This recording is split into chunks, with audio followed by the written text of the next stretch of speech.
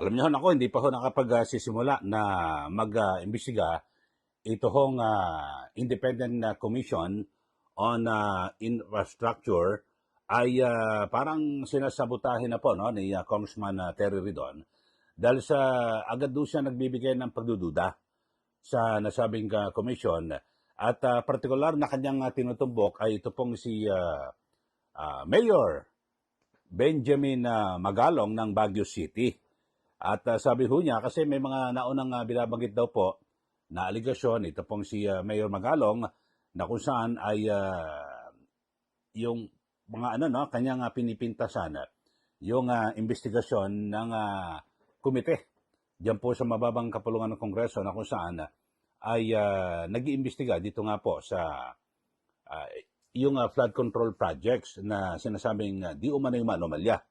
So sa ngayon ay yun nga, pero ang binabanggit ho noon ni Mayor Magalong ay yung ginagawang investigation mismo sa House of Representatives. At siguro naman ay mukhang dapat ho bigyan ho ng pagkakataon ito pong si Pangulong Marcos Jr.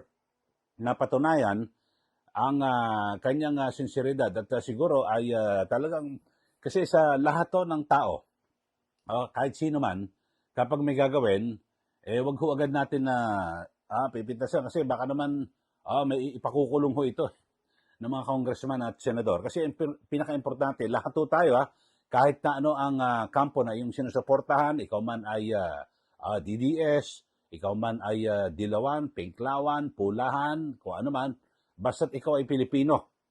Lahat po tayo ay nagkakaisa na dapat ho ay may managot dito po sa maanumalyang ito. Kasi aabot po, kung susumahin mula 2022 hanggang 2025, ay nasa trilyong piso na po ang nawala po sa pondo ng bayan. Meron na rin po na na-appoint ang Pangulong Marcos Jr. At ito maganda-ganda ito, no? Dating Supreme Court Justice Andres Reyes Jr. bilang chairperson ng Independent Commission for Infrastructure. Pero ito muna, bago dyan at ipi-play lang ho natin itong report na kung saan ay parang may agam-agam at pagdududa. Ito pong si Congressman Terry Ridon dito po sa komisyon dahil sa bakit isinama ito pong si Mayor Magalong. Panoorin po natin ito hong report. Naniniwala ang chairman ng House Infrastructure Committee na dapat ituloy ang kanilang investigasyon sa maanomalya umanong flood control projects kahit meron ng Independent Commission for Infrastructure. Pero may agam-agam siya sa napiling special advisor ng komisyon. Nakatutok si Mark Salazar. Karagdagan daw para sa pagbusisi sa mga maanumalyang flood control projects ang binubuong Independent Commission on Infrastructure o ICI ng Malacanang. Pero si House Public Accounts Committee Chairman Terry Ridon may agam-agam sa pagtalaga kay Baguio City Mayor Benjamin Magalong bilang special advisor ng komisyon. Marami hong mga sinabi si Mayor Magalong na una laban sa House Infrastructure Committee. Ang sabi niya una, ito po ay yung ayokong banggitin, no, yung anti-moro pejorative na parang lokohan lang. Pangalawa, sabi niya nagmamaang-maangan po yung mga miyembro ng komite. Tapos pangatlo, ang sabi niya ho ay mga kriminal yung mga miyembro po ng komite po na ito. Welcome naman para kay Senate President Pro Tempore at Blue Ribbon Committee Chairman Panfilo Lacson ang ICI, lalo't hindi lang flood control projects ang iimbestigahan. Hiling din ng senador, palawigin ang sumbong sa Pangulo website para isama ang lahat ng proyekto ng lahat ng ahensya. Ang detalye ng budget mula National Expenditure Program hanggang General Appropriations Act at lahat ng amyenda at nag-amyenda ng budget hanggang sa implementasyon. Pag-uusapan daw ng House Infrastructure Committee ang susunod na hakbang kapag gumalaw na ang ICI. Pero kung si Ridon ang tatanungin, dapat nilang tapusin ang sariling investigasyon. Magkaiba po yung mandato ng ICI at nito pong House Infrastructure Committee. This is an inquiry in aid of legislation. So, pwede po itong magtuloy-tuloy.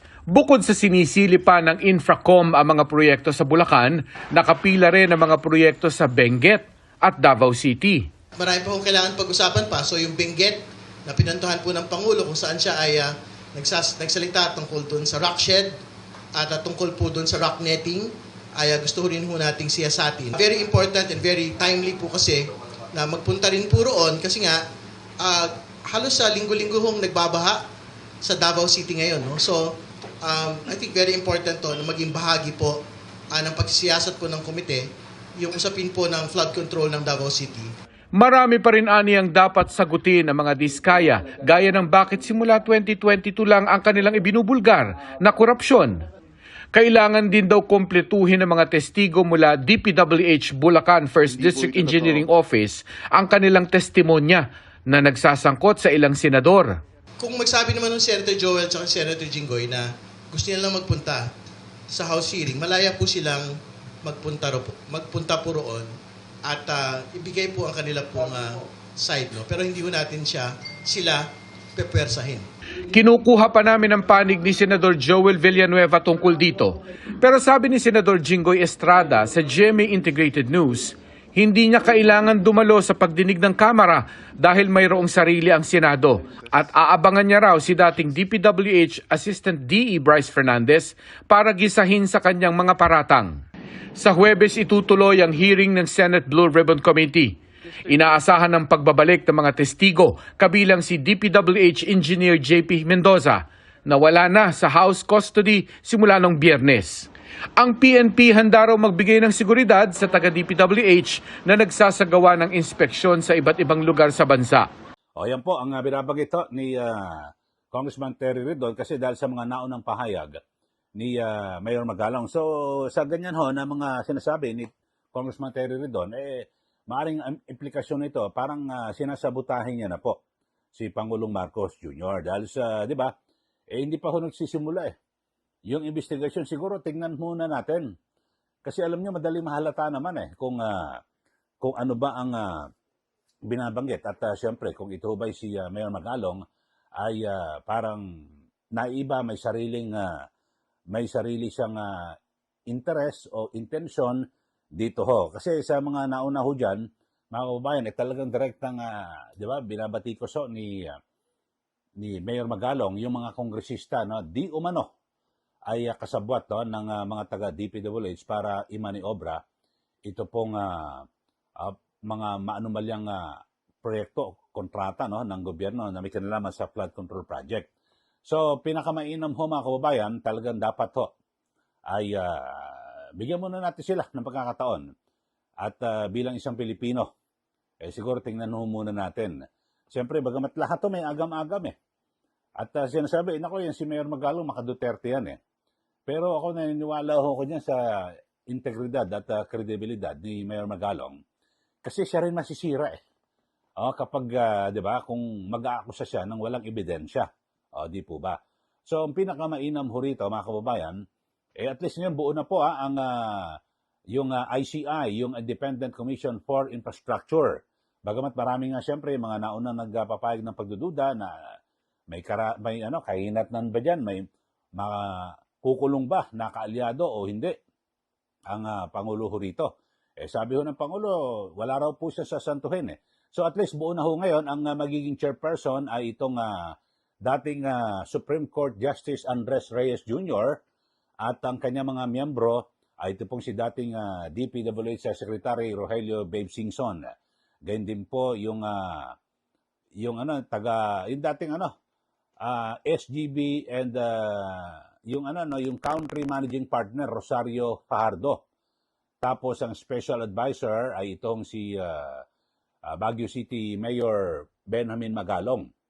So siya po ay tinatawag na special advisor and investigator. Naku, napaka-importante ho nito na magiging papel ni Mayor Magalong dahil siya po ay special advisor at siya ang investigador. Naku, alam niyo ho, naging hepe po ng CIDG ng PNP. At alam niyo naman, siya po ang nag-imbestiga dito po sa Mama Sapano massacre at kung saan, yung usap-usapan nga noon na hindi niya po inalintana yung resulta ng investigasyon na pwedeng ito po ay maging balakid kasi noon parang siya na raw po magiging hepe ng PNP. Sa panahon po yan ni Pangulong Noynoy Aquino, pero parang tinamaan ng Malacanang, so hindi po natuloy. Ganyan po katapang ito pong si Mayor Magalong. Kahit na sabihin natin na yung kanyang pansariling interest, kasi kung iba, hindi naman natin lahat, pero kung iba-iba dyan magiging happy ka ng PNP, ingatan mo. Ayusin mo yung pag-iimbestiga mo. Parang mga ganon, di po ba? Pero alam nyo naman yung kinalabasan. So yun lang mga kababayan, at tayo ay maganda manood muna tayo. At siyempre, yung investigasyon po ng Kamara at na maging Senado, ay hiwalay po yan kasi ito po ay in aid of legislation. Kaya lang, parang sa Kamara, iba ang direksyon, sa Senado. Tignan natin dahil sa yung bago rin, si Senate President Pro Tempore Ping Lacson ang mangunguna naman.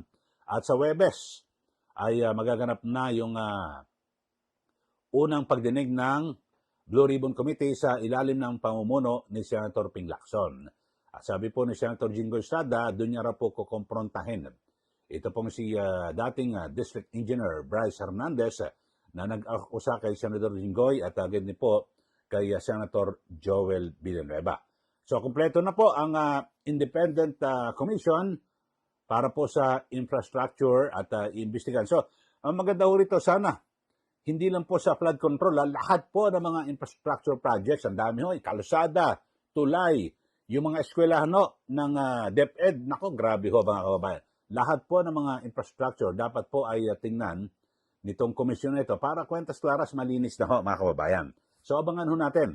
At tayo po lahat ay magbabantay dito po sa Independent Commission at ganyan din po, siyempre, yan po sa mababang kapulungan ng Kongreso at ganyan din po sa Senado. Okay, sa mga bago lang po sa ating channel, huwag niyo pong kalimutan na mag-subscribe at siyempre, i-like po at i-share. Maraming salamat.